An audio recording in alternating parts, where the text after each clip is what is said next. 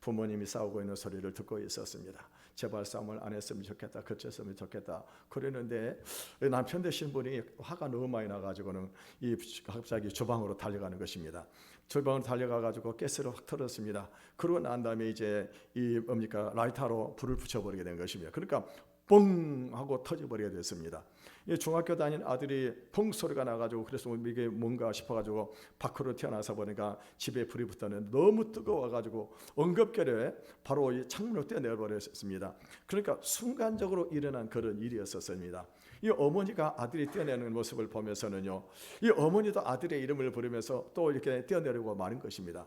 이 아버지는 응급결에 자기 화가 나가지고 그렇게 일을 저질렀는데 일을 저지르고 난 다음에 보니까 이 수습을 할 수가 없는 것입니다. 그래가지고 또 어떻게 합니까? 아버지도 똑같이 또 이 창으로 뛰어내려버린 그런 일이 벌어졌다고 하는 것입니다. 그런데 이상한 건 뭐냐면요, 세 사람이 한 사람도 죽지 않고 다 온전했다고 하는 거예요. 왜 그러는가? 그는 첫째는 아버지가 이 제비족이었다고 하는 것입니다. 그래가지고 제비처럼 활활 날아가지고는 사뿐하게 내려앉았습니다. 엄마는 어떤 사람이었느냐? 엄마는 날라리였습니다. 날라리. 엄마도 날라리처럼 날아가지고 사뿐하게 내려앉았습니다. 그런데 이 아들은 어떻게 되느냐? 이 아들은 비행청소년이었다고 하는 것입니다. 그러니까요, 비행기같이 사뿐히 내려앉아서 그래가지고 아무도 다친 사람이 없었다고 하는 것입니다. 무슨 말을 하는 것입니까? 요즘에 우리 가정들을 보게 되면은요, 우리 가정들이 행복해야 될 그런 가정들인데 가정 안에서 얼마나 갈등과 다툼이 많이 있냐고 하는 것입니다. 그 이유가 무엇일까요? 그거는 가정이 믿음으로 하나 되지 아니하고 하나님을 섬기지 않기 때문에 이렇게 행복해야 될 그런 가정들이, 불행한 가정들이 참 많다고 하는 것을 알 수가 있습니다. 그래서 이번에 우리가 5월 25일 날은 우리 가정의 달이기도 하고 해서 이번 가정 초청 주일로 이제 우리가 가족들을 초청해서 우리가 복음을 듣고 우리 가정들이 믿음의 가정이 되기를 주님의 이름으로 축원을 드리겠습니다. 여러분, 성경에 등장하는 인물들을 보게 되면은요, 이 사람들이 하나님으로부터 부르심을 받을 때 그 부르심에 대해서 기뻐하고 환영하는 그런 사람들은 거의 없었다고 하는 것입니다. 대부분의 사람들이 어떻습니까? 하나님의 소명 앞에서 주저하거나 두려워하는 그런 일들이 많이 생기는 것을 볼 수가 있습니다. 특별히 이 모세 같은 경우를 보게 되면은 모세는 어떤 사람이었습니까? 모세가 이스라엘 백성들을 애굽에서 구원하기 위해서 하나님이 계획을 세우시고 그를 부를 때 모세는요, 보낼 만한 자를 보내라고 그렇게 하나님 앞에 얘기하면서 나는 입술이 뻣뻣하고 둔한 사람입니다. 그러니 제발 나 말고 다른 사람을 보내달라고 그렇게 이 모세가 하나님 앞에 얘기를 하는 것을 볼 수가 있습니다. 그런데 오늘 본문에 보면 이 에스겔도 마찬가지였었습니다. 이 에스겔은요, 처음에 청년의 시대에 하나님 앞에 부름을 받았습니다. 오늘 본문의 내용에는 에스겔이 그 하나님의 부르심 앞에서 주저하거나 또 이렇게 거부했다고 하는 그런 직접적인 표현은 나타나고 있지 않지만은 우리가 성경을 자세히 보게 되면은요, 이 에스겔 역시 마찬가지로 하나님의 부르심 앞에서 주저하고 두려워했다고 하는 것을 우리가 알 수가 있습니다. 여러분, 오늘 우리 모두도 하나님께서 우리를 세상으로 보낸 그리스도의 증인인 것을 믿으시기를 바라겠습니다. 여러분, 우리 모두는요, 이 하나님으로부터 복음을 전해야 될 사명을 가졌다고 하는 것입니다. 그런데요, 여러분, 우리 중에 어떤 누구도 이 복음을 전하는 것에 대해서 이것을 기뻐하거나 감사하거나 아니면은요, 이것을 가지고 어떻게 합니까? 적극적으로 열심히 복음을 전하는 사람들이 많지 않다고 하는 것입니다. 왜요? 여러분, 우리가 신앙생활하면서 가장 힘든 게 뭡니까? 바로 이 복음을 전하는 것. 복음을 전하는 것이 이 어려운 그런 일이라고 하는 것입니다. 그렇기 때문에 대부분의 성도들은 어떻습니까? 우리가 이것을 감당해야 사명이라고 하는 것을 알고 있음에도 불구하고 주저하고 그리고 마음으로 생각만 품고 있을 뿐이지 현장으로 달려가지 못하고 있는 이런 모습들을 우리가 많이 보게 되어진다고 하는 것입니다. 이 하나님께서는요, 이 에스겔 주저하는 이런 모습을 잘 아시고 어떻게 하시는가? 하나님께서는 미리 준비를 다 해주셨습니다. 그래서 이제 에스겔이 누구에게 가서 무엇을 어떻게 전해야 될 것인가를 이 준비를 시켜 주신 것을 볼 수가 있습니다. 그렇다면은요, 어떻게 에스겔을 준비했을까요? 먼저 이 에스겔에게 말씀을 먹여 주셨습니다. 우리 1절의 말씀을 같이 읽어보겠습니다. 1절입니다. 시작. 자야, 너는 발견한 것을 먹어라. 너는 이 두루마리를 먹고 가서 이스라엘 족속에게 말하라 하시기로. 오늘 본문에 보면 인자야라고 이렇게 이 에스겔을 부르고 있습니다. 하나님께서는 에스겔을 부르실 때 늘 어떻게 부르냐, 인자야라고 이렇게 부르고 계신 것을 볼 수가 있습니다. 그러면서 이 환상 중에 하나님께서 에스겔에게 무엇을 말씀을 하고 계시냐면은 이 두루마리를 보여주면서 이것을 내 배에다가 먹으라 이렇게 말씀을 하고 있는 것입니다. 이 고대 당시는요, 글을 쓸 때 어디다 썼느냐, 요즘같이 종이가 발달하지 못했기 때문에, 그래서 고대는요 주로 양피지, 양껍질을 가지고 글을 썼습니다. 그러니까 이 바벨론이라든가 유다라든가 이런 곳에서 나오는 문헌들을 보게 되면은 대부분 어디에 기록이 되어 있습니까? 양껍질, 그것도 새끼 양을 이렇게 잡으면은 이 부드러운 피지가 나오게 되는데 거기에다가 이렇게 기록을 했습니다. 그런데 거기에 보게 되면은 한쪽 면에만 쭉 글을 쓴 것도 있지만은 앞뒤 양쪽에도 글을 쓴 것들이 있습니다. 이것들은 왜 그러는가? 다른 사람이 그 글을 읽고 가피를 하지 못하도록 하기 위해서, 그래서 이제 양쪽에다 쭉 글을 쓰게 되는 것입니다. 어떤 것들은 길이가 무려 한 9m 정도가 되는 그런 것도 있다고 합니다. 그러니까는요, 여러분요, 이런 고대 당시에 이렇게 양피지에다 글을 써가지고 이렇게 어떤 자료를 남겨놓게 되는데, 하나님께서 지금 무엇을 말씀을 하고 계시냐면요, 이 두루마리를 먹으라고 그렇게 말씀을 하고 있습니다. 여러분, 우리가 이런 두루마리를 먹을 수는 없는 것입니다. 그런데 이건 무엇을 말하느냐, 환상중이라고 그랬습니다. 그래서 환상중에 하나님께서 에스겔에게 두루마리를, 자꾸 헷갈리나, 두루마기는 옷이잖아요. 두루마리는 뭡니까? 양피지를 말하는 것인데, 두루마리를 이 입에다가 넣어주시기 때문에 그래서 먹었습니다. 그랬더니 맛이 어떠냐? 굉장히 단맛이 나더라고 하는 것입니다. 3절을 읽어보겠습니다. 시작. 내게 이르시되 인자야, 내게 주는 이 두루마리를 내 배에 넣으며 내 창자에 채우라 하시기에 내가 먹으니 그것이 내 입에 달기가 꿀 같더라. 하나님이 에스겔에게 전하 주신 말씀은요, 듣기에 좋은 그런 이야기가 아니었습니다. 거기에 기록되어 있는 말씀대로 오늘 본문에 보게 되면은 2장 10절에 보게 되면은요, 그 두루마리 앞뒤에는 애가와 애곡과 재앙의 말이 기록되어 있다고 말씀을 하고 있습니다. 그 두루마기에는 슬픈 이야기가 가득했고, 그리고 어떻습니까? 재앙, 심판에 관한 그런 얘기가 가득 기록이 되어 있는 그런 내용이었다고 하는 것입니다. 그래서 그 말씀은요, 마치 쑥과 같이 쓴 그런 말씀이었는데, 그 말씀을 자기가 먹을 때는 어떻게 되느냐, 그것이 꿀과 같이 단 말씀이 되더라, 이렇게 기록을 하고 있습니다. 그 이유가 무엇일까요? 하나님은 심판하시는 하나님이십니다. 한편에 하나님은 또 어떤 분이신가? 자비로우신 하나님이라고 하는 것입니다. 그래서 죄를 지은 그 백성들이 하나님이 무엇을 선포하시는 것입니까? 심판을 선포하시고 재앙을 선포하게 되는데, 그 심판의 말씀, 재앙의 말씀들은 우리가 들을 때 어떻습니까? 쑥 같고, 그리고 어떻습니까? 그것이 쓴 맛이 나는 그런 맛일 수밖에 없는 그런 말씀이라고 하는 것입니다. 그런데 하나님은 어떤 분이시냐? 하나님은 자비로우신 하나님이라고 하는 것입니다.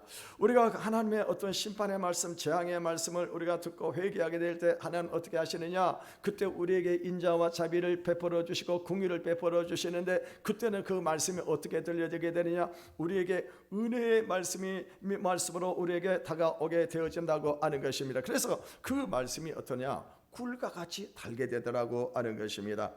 여러분, 우리가 이 세상에서 나가서 복음을 전하려고 하면은요, 우리가 먼저 이 에스겔처럼 하나님의 말씀을 먹어야 된다고 하는 것입니다. 그럼 우리가 어떻게 하나님의 말씀을 먹을 수가 있습니까? 성경책을 갖다가 찢어가지고 입에다가 그래서 먹는 것은 아닌 것입니다. 하나님의 말씀을 먹는다고 하는 말은 의미는 어떤 것인가? 그건 우리가 매일 성경을 읽는 것입니다. 그리고 예배를 통해서 설교를 듣는 것입니다. 또 집에서는 어떻게 합니까? 집에서는 방송을 통해 가지고 설교를 듣고, 또 차를 타고 갈 때는 어떻게 합니까? 이 극동방송이나 기독교 방송을 통해 가지고 우리가 하나님의 말씀을 듣는 것입니다. 이것이 바로 우리가 하나님의 말씀을 먹는 것입니다. 여러분, 아무리 잘 차려진 잔치상도 우리가 만약에 먹지 않는다고 하면은 어떻게 될까요? 그거는 피가 되고 살이 될 수가 없는 것입니다. 우리는요, 하나님의 말씀을 먹어야만이 어떻게 합니까? 그 말씀이 진실로 구원과 영생의 기쁜 소식이라고 하는 것을 알 수가 있습니다. 한참 미국의 부흥의 불길이 타오고 있을 때 1860년대였었습니다. A.C. 행키라고 하는 그 여인이 아름다운 찬양을 하나 찬양곡을 지어가지고 그래서 찬양을 했습니다. 그 찬양이 우리가 부르고 있는 찬양인데 바로 205장의 찬양입니다. 그 찬양의 가사가 어떻습니까? 주 예수 크신 사랑 늘 말해 주시오. 나 항상 듣던 말씀 또 들려 주시오. 저 배제하는 천국 주 예수 계신 곳 나 밝히 알아듣게 또 들려 주시오. 나 항상 듣던 말씀 주 예수 크신 사랑 또 들려 주시오. 이 행키라고 하는 이 여인은 어떻습니까? 이 하나님의 말씀을 너무너무 사모했습니다. 이 하나님의 말씀을 들을 때마다 그렇게 그 말씀이 은혜가 되는 것입니다. 그 말씀이 자기에게 생명이 되는 것입니다. 그러니까 어떻게 합니까? 늘 말씀을 듣기를 사모했다고 하는 것입니다. 여러분 우리 성도들 가운데도 말씀의 맛을 아는 그런 사람들은 어떻습니까? 늘 집에 있을 때도 어떻게 합니까? 기독교 방송을 틀어놓고 그러고 말씀을 계속 듣는 것입니다. 여러분 운동을 할 때도 어떤 사람은 귀에다 이어폰을 꽂아놓고 어떻게 합니까? 이어폰을 꽂아 유튜브에 나오고 있는 목사님들의 설교를 듣고 그러면서 은혜를 받는 것입니다. 그런데 그렇게 은혜를 받으면 어떻습니까? 우리가 너무너무 기쁘고 너무너무 행복한 거예요. 그렇기 때문에 어떻습니까? 다른 TV라든가 아니면 다른 노래라든가 이런 거 듣기보다는요 이렇게 늘 말씀을 가까이 하고 말씀을 읽고 묵상하고 그 말씀대로 살아가는 그런 사람들에게 하나님이 어떻게 합니까? 우리에게요 큰 은혜를 베풀어 준다고 하는 것입니다. 그래서 말씀을 늘 가까이 하는 그런 사람들이 보면은요 이 영적인 영향력이 있는 겁니다. 그런 말씀을 가까이 하는 사람들을 통해 가지고 우리가 같이 대화를 나누다 보게 되면은 그 사람을 통해서 위로를 받고 우리가 삶의 의욕을 얻게 되는 것입니다. 그러니까는요 어떻게 말씀을 가까이 하는 사람들은 주변에 있는 그런 사람들을 삶의 변화를 일으키게 되어진다고 하는 것입니다. 그러므로 여러분 우리들이 다른 것보다 늘 말씀을 가까이 하고 말씀을 읽고 묵상하시기를 바라겠습니다. 이 두 번째로는요 하나님께서 에스겔을 누구에게로 보내시는가? 자기 동족에게로 보내십니다. 5절을 읽어보겠습니다. 시작. 너를 언어가 다르거나 말이 어려운 백성에게 보내는 것이 아니요 이스라엘 족속에게 보내는 것이라. 지금 이 이스라엘 백성들은요 이 바벨론의 포로로 끌려와 있었습니다. 그러니까 이스라엘 족속들은 바벨론에 와서 생활하다 보게 되니까 이 바벨론 사람들이 사용하고 있는 당시 아람어를 사용하고 있었지만은 그런데 지금 하나님께서는 누구에게 보내는 것입니까? 바벨론에 살고 있는 바벨론 족속들에게 보내는 것이 아니라 바로 바벨론의 포로로 살고 있는 자기 동족들에게 보내고 있는 것입니다. 그러니까 지금 이 사람들 어떻겠습니까? 히브리어를 사용하고 있는 그런 사람들이기 때문에 그래서 어떻게 자기 말이 잘 통한다고 하는 거예요. 여러분 우리가 외국 사람들하고 우리가 말을 하게 되면은요 우리가 영어를 배우고 하지만은 그럼에도 불구하고 어떤 경우는요 참 어려운 그런 일들이 생길 때가 있다고 하는 것입니다. 여러분 알렌 선교를 하선하고 우리나라에 오셨던 분인데 이 최초에 한국에 오셔가지고 의료 선교를 했던 분입니다. 이분이 이 고종의 의였었습니다. 이분이 한국에 의료 선교사로 와가지고 그래서 현대의학의 문을 열었던 분이십니다.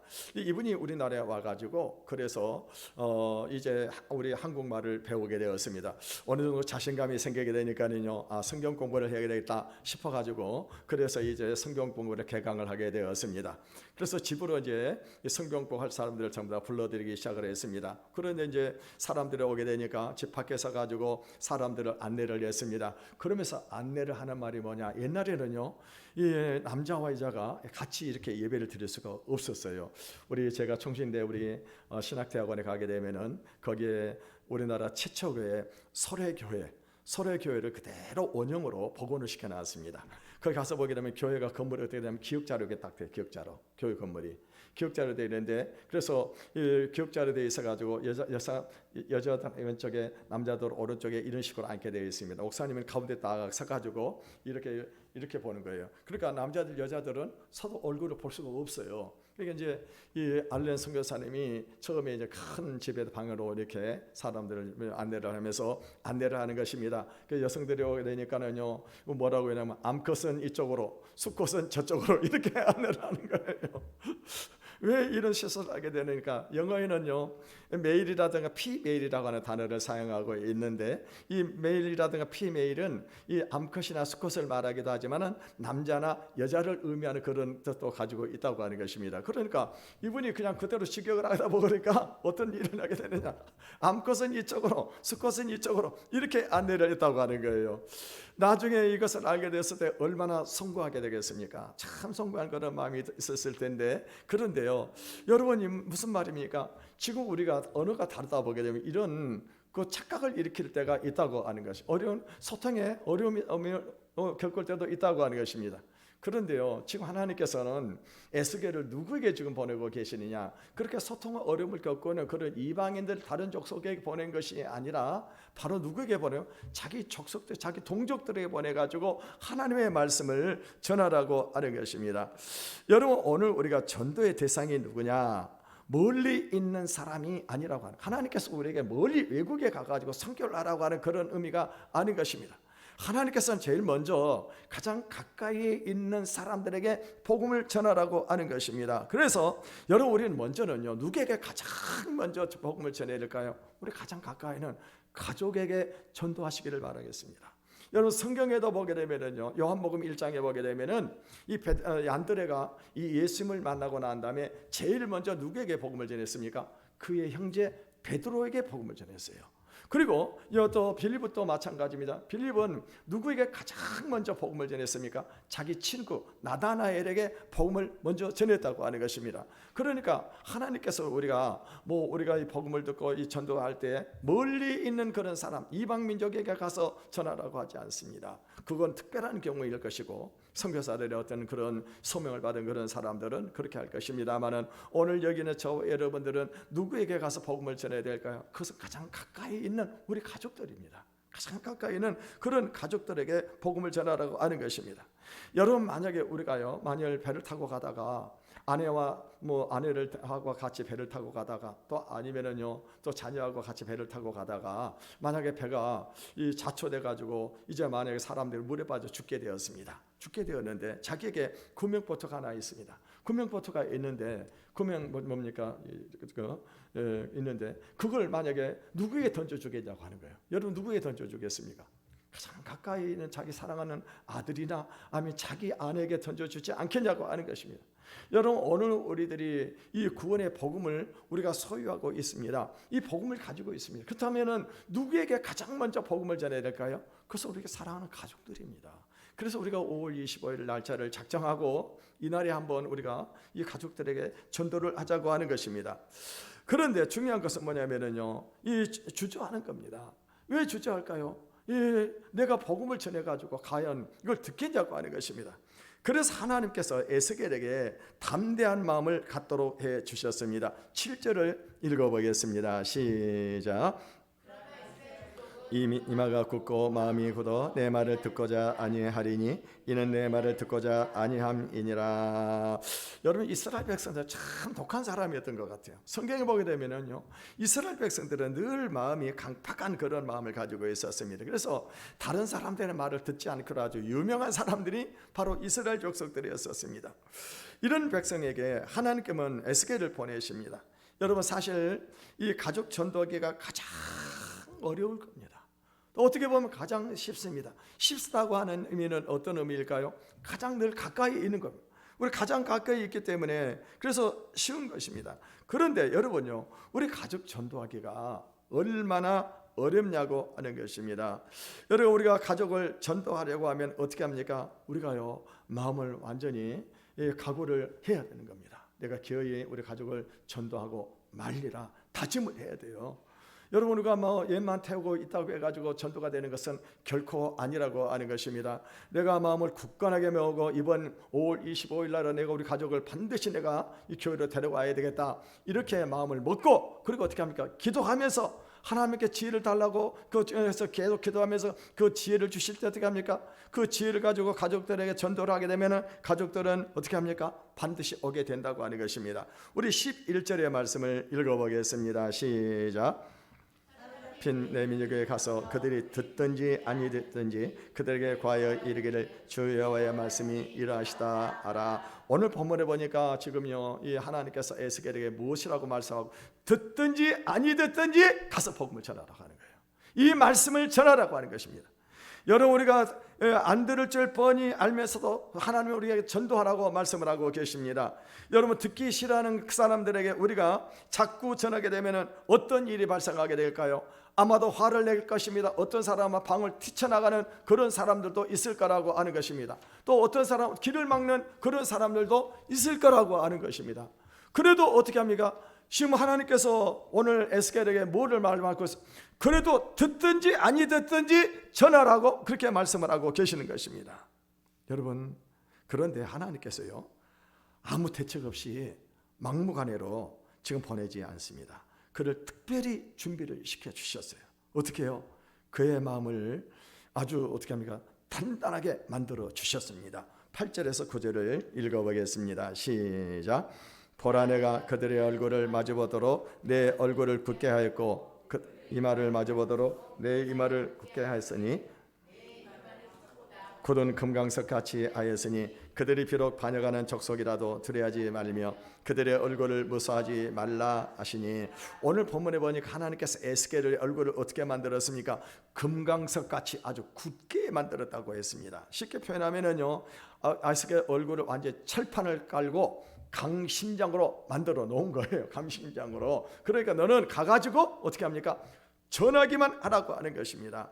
여러분 오늘 하나님께서 우리에게 어떻게 우리를 준비해 주셨습니까? 그거는요 우리 하나님을 믿는 우리에게 하나님이 우리에게 성령을 부어주셔가지고 우리에게 강하고 담대한 마음을 우리에게 불어넣어 주신 것을 믿으시기를 바라겠습니다. 제가 어떤 분 한번 간증을 들었는데 이분은 이 벙어리였습니다. 벙어리여가지고 시집을 갔는데 의사소통이 잘 안 되다 보게 되니까 시집에서 많이 핍박을 받고 또 여러 가지 매도 많이 맞았다고 하는 것입니다. 근데 심지어는요 시아버지한테도 매를 맞았대요. 여러분 아무리 며느리가 매어도 시아버지가 며느리에 매 때리는 그런 시아버지는 없을 겁니다. 그렇게요 시집을 가가지고 말을 못하다 보게 되니까 시댁에서 식구들에게 이렇게 핍박을 받고 멸시를 당했었습니다. 그러다 보니까 이분은 교회 가가지고 교회에서 하나님 예배를 드리면서 말씀을 듣고 위로를 많이 받았습니다. 그런데 남편이 교회를 가지를 못하게 하는 겁니다.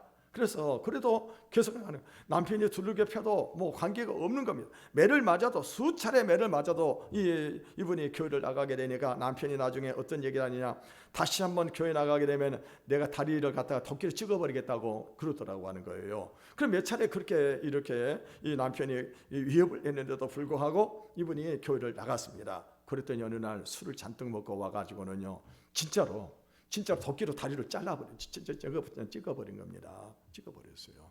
큰 부상을 입었습니다. 여러분 마음의 상처가 얼마나 컸겠습니까?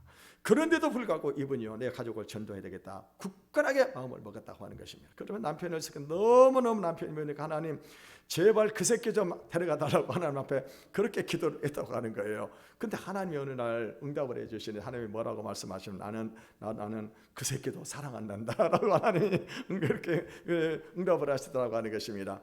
결국에는요 이분의 이런 각오와 다짐을 통해 가지고 남편이 예수를 믿고 남편이 장로님이 되시고 그리고 시댁 식구들이 전부 다 예수를 믿고 시대는 뭡니까? 시누이들은 다 권사가 됐다고 하는 거예요. 이분이 누구냐? 지금 대전 기도원 원장을 하고 계시는 고영순 원장님이십니다. 이분이요 은혜를 받아가지고 하나님께서요 이 방언을 통해 가지고 입술을 열어준 거예요. 그래가지고 벙어리가 이제 어떻게 합니까? 이 말문이 트여가지고 지금은 전국을 다니면서 아주 어떻게 합니까? 이 복음을 전하는 그런 전도자가 돼가지고 은혜를 많이 저도 그분의 간증을 제가 들었어요. 여러분 우리가 이렇게요 이 마음 하나님께서 우리가 어떻게 합니까? 우리에게 성령을 부어주셨기 때문에 우리에게 강하고 담대한 마음을 주신 거예요. 가가지고 우리가 전하면 되는 겁니다. 전하면요.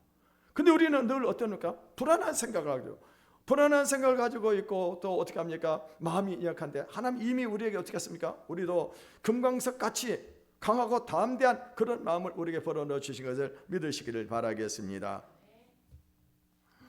이스라엘 백성들이 에스겔이 전하는 말씀을 듣기 싫어할 수밖에 없는 이유가 뭐냐? 그들은 원래 강팍하기도 했지만은 에스겔이 전한 그 말씀이 자기들의 뜻과는 다르다고 하는 것입니다. 지금 그들은요, 이 이스라엘 나라에서 지금 어떻게 합니까? 바벨론으로 포로로 끌려왔습니다. 아직은 나라가 완전히 망하지 않은 그런 상태에 있습니다. 그러니까는요, 이들은 어떤 꿈을 가지고 있었는데 다시 본국으로 돌아가고자 하는 그런 꿈을 가지고 있었다고 하는 것입니다. 그런데 에스겔이 하는 말이 무엇입니까? 바로 이 나라가, 유다 나라가 멸망을 하게 될 것이고 무려 70년 동안 포로 생활을 하게 될 것이라고 그렇게 예언을 하는 것입니다. 다른 선지자들 어떻게 합니까? 거짓 선지자들은 2, 3년 후에는 우리가 다시 본국으로 돌아가게 된다라고 그렇게 얘기를 하고 있는데, 에스겔은 지금 어떤 얘기를 하고 있습니까? 나라는 완전히 망하게 될 것이고 이제 유다는 우리는 70년 동안 포로 생활을 해야 된다라고 그렇게 얘기를 하게 되니까 그 말씀을 듣기를 싫어하는 것입니다. 여러분, 지금도 마찬가지입니다. 사람들이 복음을 듣기를 싫어합니다.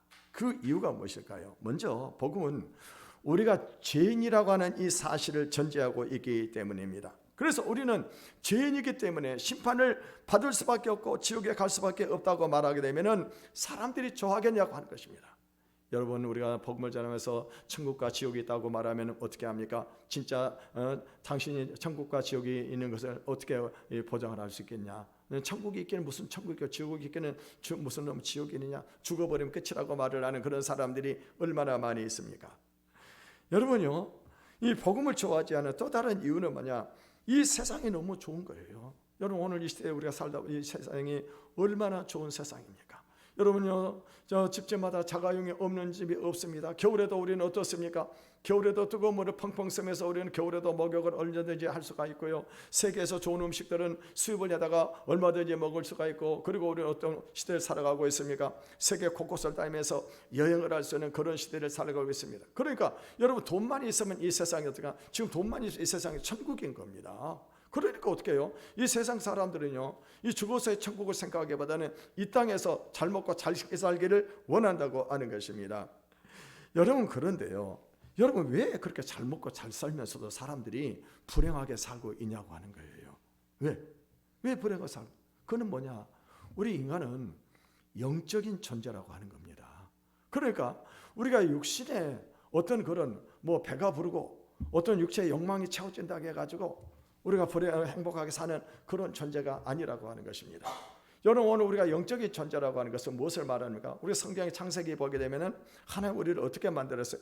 우리 하나님의 형상대로 우리를 만들어 놓았습니다. 그렇기 때문에 우리가 이 세상에 행복하게 살려고 하면은 가장 중요한 것이 뭐냐? 우리가 하나님을 만나야 된다고 하는 것입니다. 우리가 하나님을 만나게 될 때 우리 자기 자신의 존재의 의미를 알게 된다고 하는 겁니다. 여러분, 외국에 입양을 가가지고 그래서 좋은 부모를 만나서 공부도 많이 하고 그리고 성공한 그런 사람들이 많이 있습니다. 그런데요, 이 사람들이 어떻게 합니까? 그렇게 좋은 부모 밑에서 만나서 좋은 교육을 받고 성공했는데도 불구하고 누구를 찾고 있습니까? 자기를 낳은 생부모를 찾는 거예요. 왜 생부모를 찾냐고 하는 겁니다. 자기를 버렸는데 왜 찾을까요? 그 부모를 만나야 자기의 존재의 근거를 알기 때문에, 그래서 어떻게 합니까? 부모를 찾는 겁니다. 찾는 거예요. 여러분, 마찬가지 오늘 우리가 이 세상에 살아서 잘 먹고 잘 살고 있지만은 그럼에도 불구하고 사람들이 이 불행하게 살아가는 게 뭐냐? 우리가 그렇게 잘 먹고 잘 살고 있는데도 불구하고 이 영적으로 이 공허한 거예요. 영적으로 공허함. 이 영적인 공허함을 채울 수 있는 것은 무엇입니까? 우리가 하나님을 만나야 된다고 하는 것입니다. 그때 우리가 자기 자신의 존재의 의미를 깨닫게 되는 것이고요. 그 또 한 가지는 뭡니까? 우리가 하나님의 말씀을 먹어야 된다고 하는 것입니다. 그래서 예수님께서는요, 사람이 떡으로만 사는 것이 아니라 하나님의 입에서 나오는 그 모든 말씀으로 말미암아 살 것이라고 그렇게 말씀을 하셨습니다. 그때 우리는 어떻습니까? 그 말씀을 통해서 우리를 향하신 하나님의 뜻을 깨닫게 되고 우리가 비로소 인생의 바른 길을 갈 수 있다고 하는 것입니다. 하나님께서 에스겔의 얼굴을 굳게 하고 이마를 화석보다 굳은 금강석같이 하신 것처럼요, 오늘 우리에게도 이 사명을 감당할 수 있는 능력을 주신 것을 믿으시기를 바라겠습니다. 여러분, 예수님께서 유월절 식사를 하시고 난 다음에 이 제자들에게 뭐라고 말씀을 하셨습니까? 오늘 밤에 내가 다 나를 버리리라고 말씀을 했습니다. 그때요, 베드로가 말을 했습니다. 다른 사람 다 버릴지라도 나는 버리지 않겠습니다. 그랬더니 다른 제자들도 모두가 다 똑같이 대답을 했습니다. 그런데 어떤 일이 벌어졌어요? 예수님께서 막상 이 뭡니까 대제사장과 제사장들이 보낸 그 사람들에게서 붙잡혀 가실 때 제자들은 모두가 다 도망을 가고 말았다고 하는 것입니다.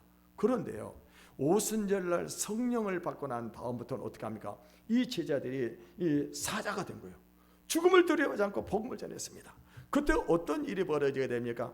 그때요, 안전병에 일어서고 죽은 자들이 살아나고, 그리고 어떻게 합니까? 기적의 역사들이 일어나게 되어졌다고 하는 거예요. 왜 그랬을까요? 우리 사도행전 1장 8절을 읽어보겠습니다. 시작. 너희가 권능을 받고 예루살렘과 온 유대와 사마리아 땅끝까지 이르러 내 증인이 되리라 하시니라.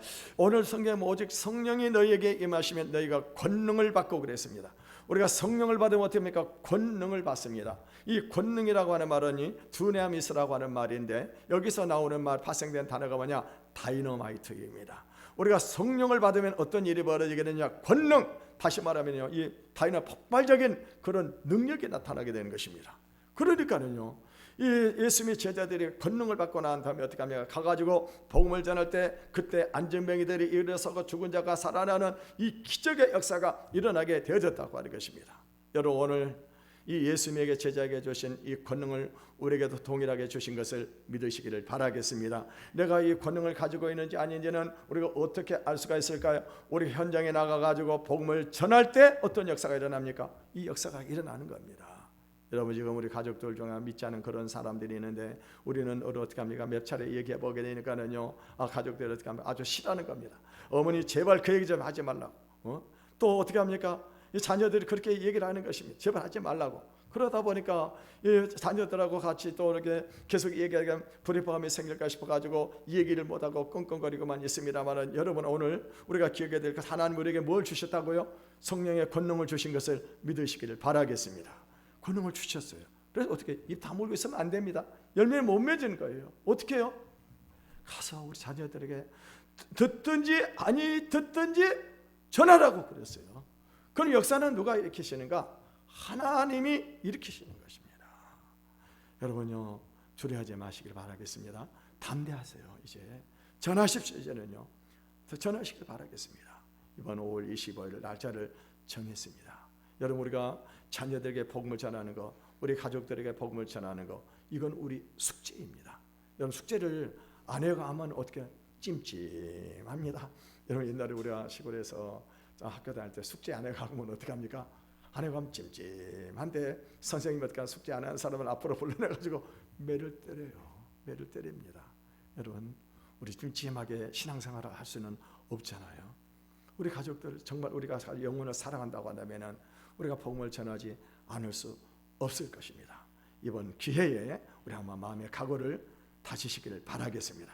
그래서 어떻게 해서든 내가 우리 가족들 이번 5월 25일을 데리고 와야 되겠다 결단을 하시고 기도하면서 하나님 앞에 지혜를 구하시고 하나님의 도우심을 바라겠습니다. 그래서 열매를 맺는 그런 주일이 되기를 주님의 이름으로 축원을 드리겠습니다. 이 시간 우리 찬양하고 부르고